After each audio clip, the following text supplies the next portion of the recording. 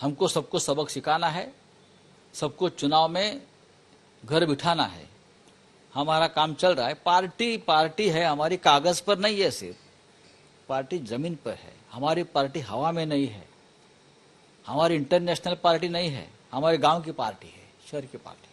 आपको लगता है ये जो प्रयोग किया था महाविकास आघाड़ी का, जिसको लेके सवाल एकनाथ शिंदे ने भी उठाए, उनके गुट ने उठाए कि हिंदुत्व की जो बाला साहब ठाकरे की फिलॉसफी थी, विचारधारा थी, उससे डाइल्यूट हो गए थे और मैं उसी चंगुल से निकालना चाहता था और बाला साहब ठाकरे की फिलॉसफी को लेकर आगे चल रहा हूं। आपको लगता है वो प्रयोग गलत हुआ आपको, या आगे भी जारी रहेगा? अगर आप मानते हैं कि ठीक है, तो 2024 के चुनाव में क्या लगता है तीनों पार्टियां मिलकर चुनाव लड़ेंगी? देखिए, कौन सा हिंदुत्व से धोखा हमने किया है? बहाना चाहिए। ये कौन से बड़े तिस्मार खा हिंदुत्व के हैं? कौन है ये लोग? मैं बोला आधे लोग उनके साथ है, वो कांग्रेस और एनसीपी से आए हुए लोग हैं, जिनको शिवसेना ने टिकट दिया और चुनकर लाया और मंत्री बनाया है। हिंदुत्व उससे कोई सीखने की हमको जरूरत नहीं है। क्या ये गठबंधन आगे भी जारी रहेगा 2024 के चुनाव तक? हम एक साथ है, एक साथ रहेंगे। पता चलेगा ये गठबंधन आगे जाकर महाराष्ट्र में और देश में क्या चमत्कार करता है।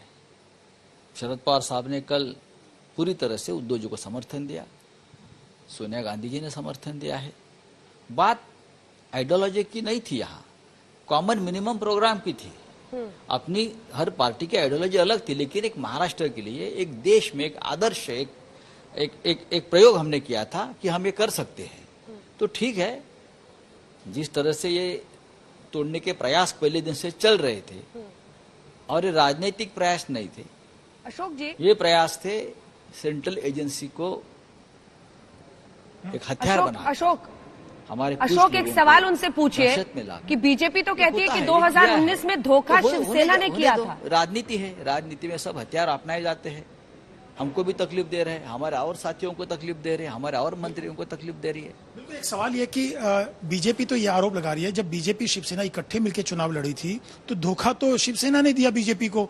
जो जनमत मिला वो तो दोनों पार्टियों के गठबंधन को मिला। फिर ये लोग अपनी विचारधारा छोड़ करके एनसीपी और कांग्रेस के साथ गए, तो धोखा देने वाली तो शिवसेना ना कि बीजेपी। बात ये नहीं है, जो एग्रीमेंट हुआ था शिवसेना और बीजेपी में 2.5 साल मुख्यमंत्री पद का, तो एग्रीमेंट को किसने तोड़ा?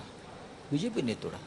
अगर वो 2.5 साल का एग्रीमेंट की अमल हो जाता तो एकनाथ शिंदे मुख्यमंत्री बनते, उद्धव जी नहीं बनते।